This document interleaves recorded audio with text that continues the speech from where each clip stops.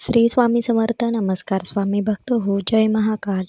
श्रावणात कोणते धान्य व फळे खाल्ल्याने शरीराला होतो फायदा?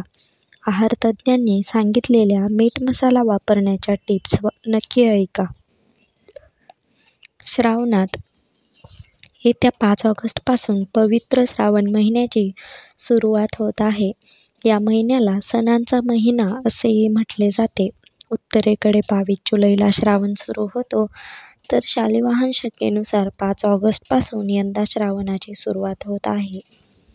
या काळामध्ये मांस मच्छी खाऊ नये असे आपण वर्षानुवर्षे ऐकत पाळत आलो आहोत. पण नेमकं यामागे कारण काय? काय खायचं नाही हे तर समजलं, पण कोणत्या गोष्टी आवर्जून खाव्यात? या महिन्यांमध्ये सणांसह उपवाससुद्धा धरले जातात. या उपवासांना काय खावं अशा अनेक प्रश्नांची उत्तरे आज आपण जाणून घेण्याचा प्रयत्न करणार आहोत. आहारतज्ज्ञ सल्लागार प्रमाणित मधुमेह प्रशिक्षिका बोलताना श्रावणात आहाराबाबत पाळायचे नियम व परंपरा याविषयीची माहिती. श्रावण महिन्याला पवित्र का मानले जाते? श्रावण हा हिंदू धर्मातील एक पवित्र महिना आहे, जो भगवान शिवाला समर्पित आहे. यावेळी भाविक विविध प्रथा परंपरा पाळतात. बरेच लोक उपवास करतात. विशेषतः श्रावणी सोमवारी पूजापाठासह आहारातही पथ्य पाळले जाते. श्रावणात अनेकदा सात्विक आहाराचे सेवन करावे असे म्हटले जाते. सात्विक आहार म्हणजे शुद्ध शाकाहारी व ताजं अन्न. शाकाहारी पदार्थांची यादी तशी मोठी असते, पण श्रावणात आवर्जून खावे असे काही पदार्थ आहेत, ज्यांचे सेवन अत्यंत फायदेशीर ठरू शकते. हे पदार्थ कोणते व त्यांचा कसा फायदा होऊ शकतो हे पाहूया. बकव्हीट, कुट्टू. तांदूळ आणि गहू यांसारख्या धान्यांचा उत्तम पर्याय म्हणजे बकव्हीट, ज्याला कुट्टू या नावाने ओळखले जाते. यामध्ये जटिल कार्ब्स असतात, जे ऊर्जेचा उत्तम स्रोत ठरतात. यामुळे रक्तातील साखरेची पातळी स्थिर राहण्यास मदत होते. यामुळेच मधुमेहाच्या रुग्णांसाठी हा पर्याय उत्तम ठरतो.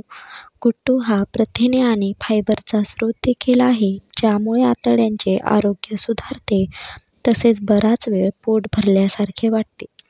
साबुदाणा टॅपिओका सागो. श्रावणातील मुख्य पदार्थ साबुदाणा सहज ऊर्जा देतो. तथापि त्याच्या उच्च ग्लायसेमिक इंडेक्समुळे मधुमेहींनी याचे सेवन करताना पोर्शन कंट्रोल ठेवायला हवा. साबुदाण्यातील साखरेचे शोषण कमी करण्यासाठी मसूर किंवा शेंगदाणे आणि भरपूर भाज्या यांसारख्या प्रथिनांच्या स्रोतांसह साबुदाणा खायला हवा. सामक तांदूळ वरई. हे ग्लुटेनमुक्त धान्य फायबर, लोह आणि मॅग्नेशियम यासारख्या पोषक तत्वांनी भरलेले आहे.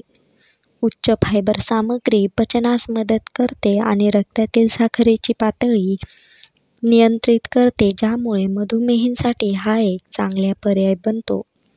दुधी. पाण्याचे प्रमाण जास्त असलेल्या या भाजीमध्ये कॅलरी आणि कर्बोदके कमी असतात. तसेच दुधी हा जीवनसत्त्वे आणि खनिजांचा देखील एक चांगला स्रोत आहे, जो तुम्हाला उपवासाच्या काळात हायड्रेटेड राहण्यास मदत करतो आणि आवश्यक पोषक पुरवतो. Flax seeds. फ्लॅक्स सीड्स या ओमेगा-3 फॅटी ॲसिडचा समृद्ध स्रोत असतात. यामुळे हृदयाचे आरोग्य सुधारण्यास मदत होते. शिवाय त्या फायबरचा एक चांगला स्रोत देखील आहेत. पोट भरलेले वाटण्यासाठी तसेच आतड्यांच्या आरोग्यासाठी तुम्ही चटण्या, कालवण यामध्ये फ्लॅक्स सीड्स किंवा अंबाडीच्या बिया वापरू शकतात. श्रावणात हे पदार्थ टाळावेत. मांस, अंडी आणि मासे हे सात्विक आहारातून वगळलेले आहेत. कांदे आणि लसूण पारंपरिकपणे टाळले जाते, कारण यात उत्तेजक गुणधर्म असतात असे मानले जाते. मद्य. या महिन्यामध्ये धार्मिक महत्त्व लक्षात घेता मद्य टाळले जाते. श्रावण पाळणाऱ्या व्यक्तींसाठी विशेष टिप्स. उपवासाच्या दिवसातही हायड्रेटेड राहणे महत्त्वाचे आहे. दिवसभर भरपूर पाणी प्या. आपण इलेक्ट्रोलाइट्ससाठी नारळ पाणी देखील आहारात जोडू शकता. तुम्ही कडक उपवास करत नसल्यास जेवण वगळणे टाळा. ऊर्जेची पातळी राखण्यासाठी आणि रक्तातील साखरेचे प्रमाण अचानक कमी होणे टाळण्यासाठी कमी प्रमाणात पण वारंवार खात राहा. नट, बिया आणि ॲव्होकॅडो यासारख्या स्रोतांमधून निरोगी फॅटचा शरीराला पुरवठा करा. मिठावर अवलंबून न राहता नैसर्गिक मसाल्यांनी तुमची जेवणाची चव वाढवा. जिरे, धने, हळद आणि आले यांचा वापर करू शकता.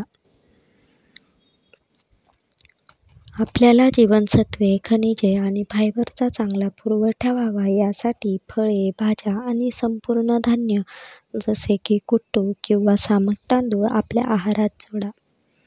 पॅक केलेले पदार्थ खाताना शर्करा आणि अस्वास्थ्यकर फॅटची माहिती तपासा. सोडियम आणि जोडलेल्या साखरेचे प्रमाण कमी असलेले पर्याय निवडा.